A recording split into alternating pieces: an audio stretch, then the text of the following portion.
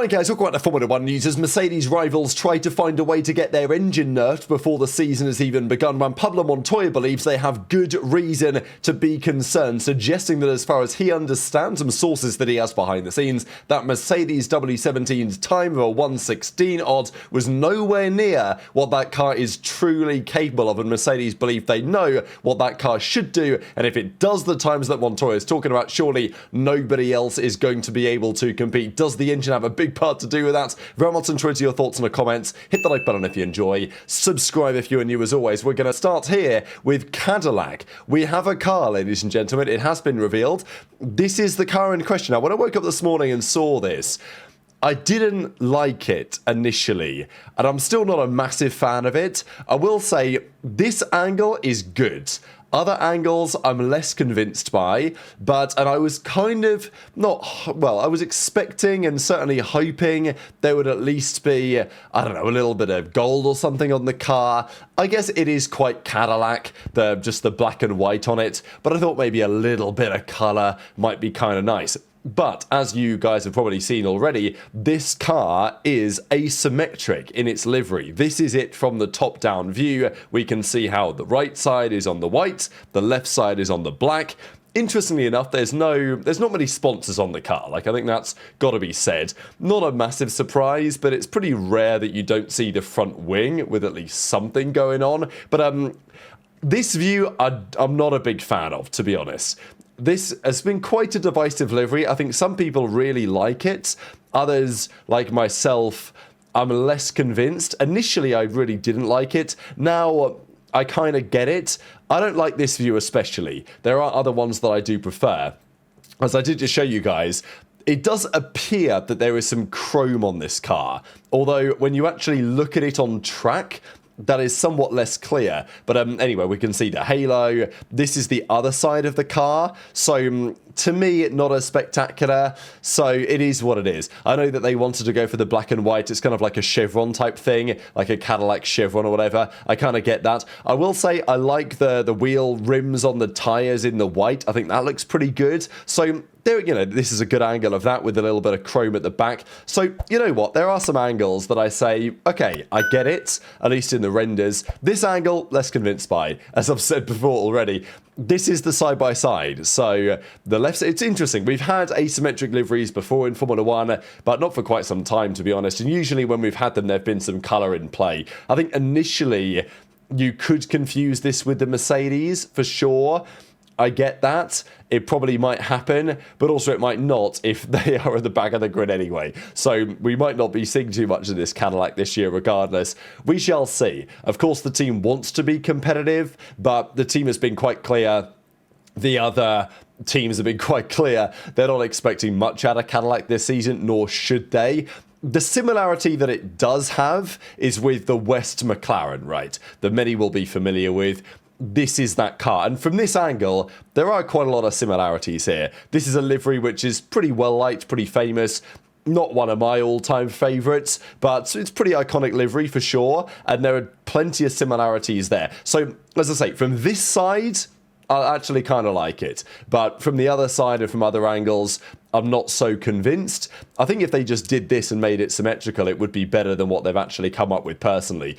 This is what it looks like in real life. So, there is talk about the chrome on the halo, the chrome at the back. Okay, you can see a bit of it, but in real life, it doesn't maybe pop in quite the same way. Anyway, that's what the car looks like at the launch they did alongside the Super Bowl. And this is actually what the car looks like on track. Now, this angle, again, it's the same angle. So this looks good. I actually do think it looks kind of good. But we can actually see the car here because they're doing a shakedown today in Bahrain ahead of the testing starting. Today is Monday. Sorry I didn't get you guys a video yesterday, but we're back in business now. Wednesday, the test starts. So they're running a shakedown today. The side pod looks kind of aesthetic. The way that the livery is integrated into that looks pretty good. The halo on this one, though, they've not got the chrome here. So, at least it doesn't look like it. So, yeah, kind of interesting because they've unveiled this livery with clearly some chrome, and you can see that here as well, but it doesn't really appear that that's what's happening. Well, I mean, that can't be, can it? So that's just painted white. So I'm not really sure what they're cooking up exactly. again, it's definitely been a controversial livery with plenty of talking points today. Sergio Perez says, we will be disappointed if Cadillac finishes last, which, I hope so, right? I hope you'd be disappointed. But they probably will, to be honest. We'll see. Maybe they can beat one or two teams. We know that we definitely won't win, but we're trying not to be last. We want to beat a couple of teams. So, you know what? Fair play.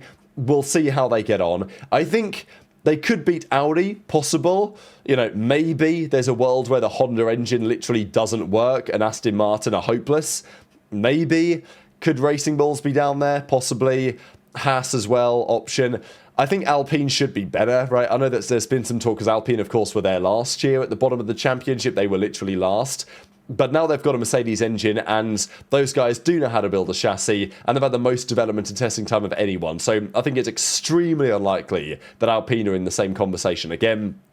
It should, on paper, probably be Cadillac versus Audi at the back. That's what we would predict. We shall see if that comes true or not.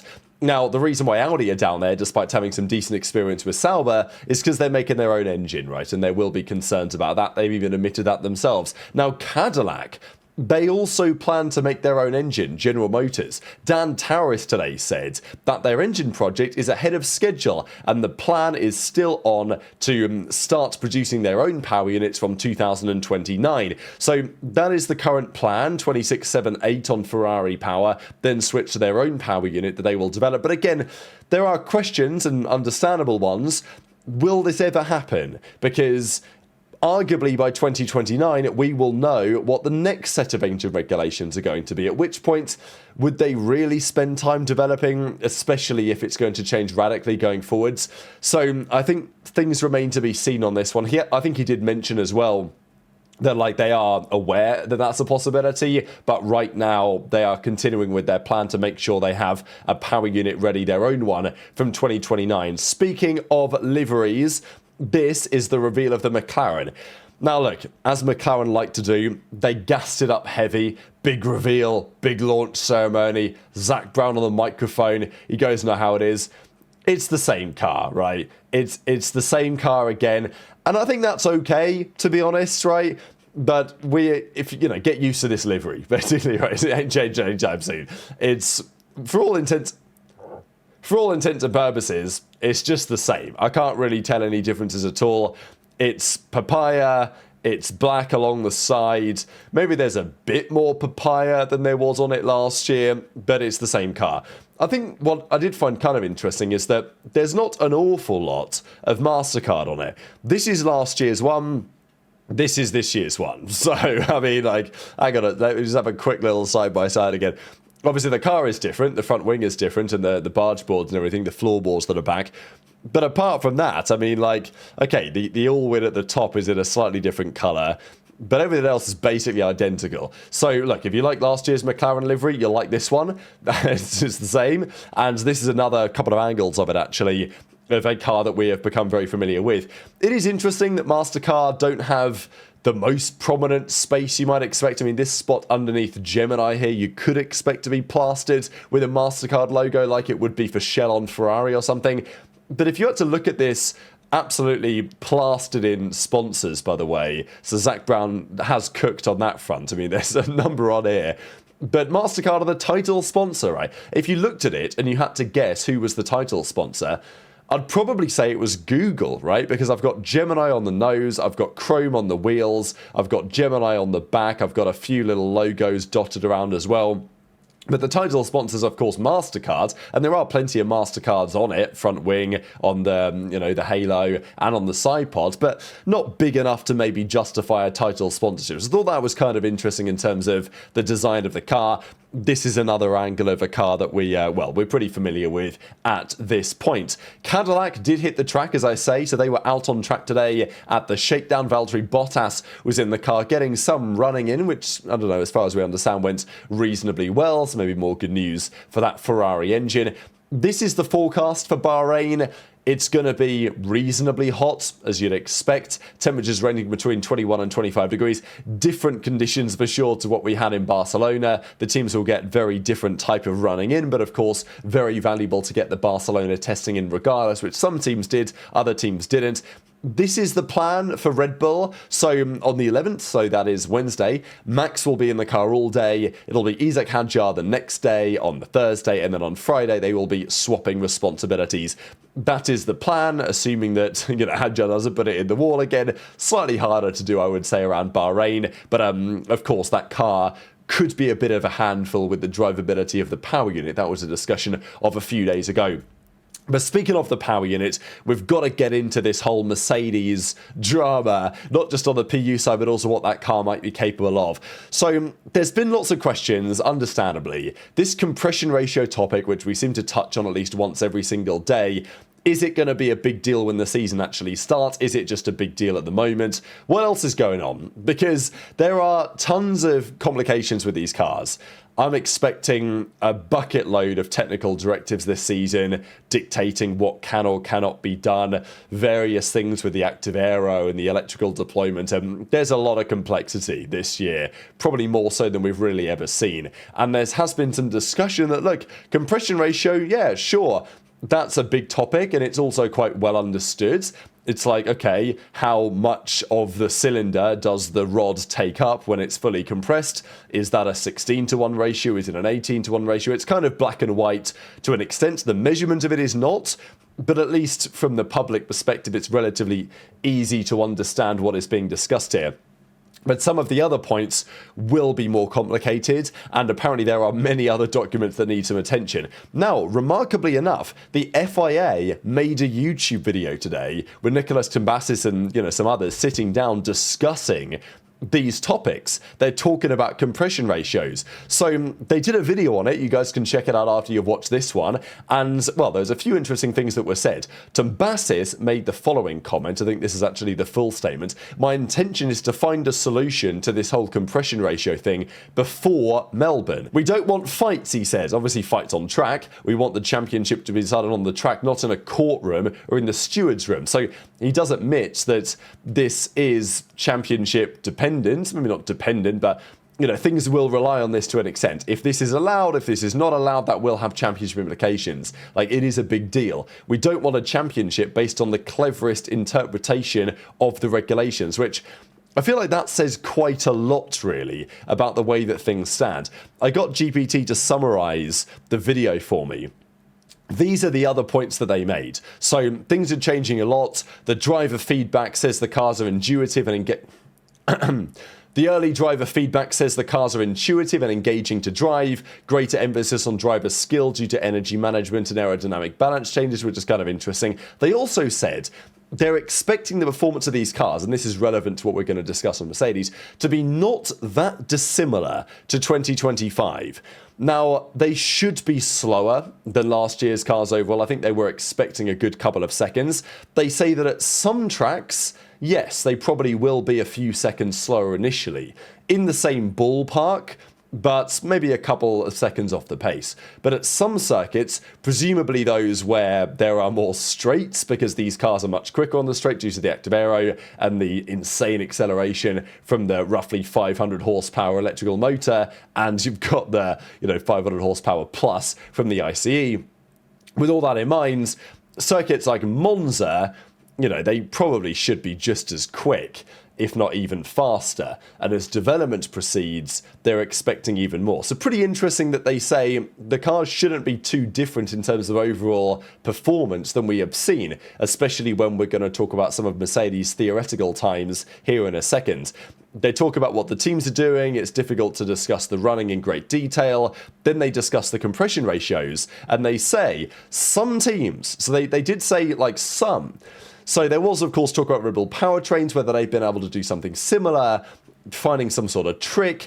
They found ways to effectively, and they've confirmed this, as I say, until right now, even for some time, this has been considered to be a fact. Like, the media are reporting on this as if it is a fact that Mercedes are doing this. But initially, it was only a rumor, really. Not like Mercedes or any of the other teams have said anything publicly on the matter. But now the FIA have said it themselves.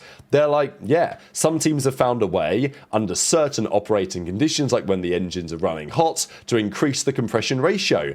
This has triggered discussions to clarify legality. Mercedes will say they had these discussions the whole way through and there's no problem. There was a report, actually, from Motorsport magazine, the people that originally broke this story, that the other teams are confident Mercedes could adapt their engine very quickly. Now, of course, they probably would say that. Mercedes would say, oh, no, well, no, to take the engine back down to 16-1, if you guys are going to change the rules, that's going to take us at least 24 months of development, right? The other teams are going to say, well, they could just switch it off and would be back to normal, it'd be no problem. The truth is probably somewhere in the middle, but again, it's going to cause a bit of drama, because if the FIA say to Mercedes, okay, we've got to change their engines, what does that look like? And if Mercedes say, well, we can't do it by Melbourne, and you're going to have 4 teams not running the Grand Prix, that doesn't really work for Liberty Media. So the FIA is hoping to resolve this pre-season, but, you know, lads, we've got about 3 or 4 weeks here. It's not much. We've got plenty of testing to be done as well between now and then. So the FIA can say all they want about, oh, we want to resolve this off the track, we don't want any drama. And the way that Tombastis says it kind of implies that they're looking to make some changes. He was like, yeah, we don't want it decided off track. So maybe the argument is where you ban it and you make sure it's a level playing field. Everyone's got the same thing.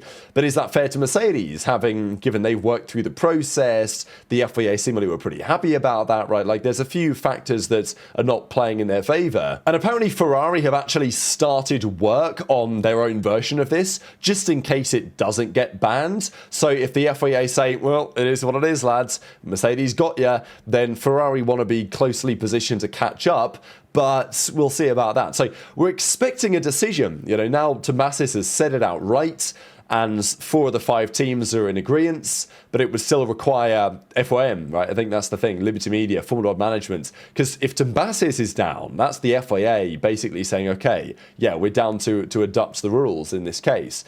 But they still would need the owners of the sport to sign off on it, and I'm sure that there are still conversations to be had. Even Zach Brown says, I can't imagine that you wouldn't have Mercedes teams on the grid in Australia, because, look, obviously it's a Mercedes topic, but it's also a McLaren topic. They're the reigning world champions. You're going to tell them they can't run the first couple of races because they chose the wrong engine supplier? Well, they didn't. They chose the right one, but now the FIA have changed the rules, or at least changed the measurement of the rule. There was some discussion on that in previous days. But the big development on this front really comes out of Juan Pablo Montoya. So Montoya always has some interesting things to say, and he will, obviously Formula One legend in many respects, he will speak to people and he will figure out what's going on, and then he will leak it to the media. He's an absolute demon when it comes to that.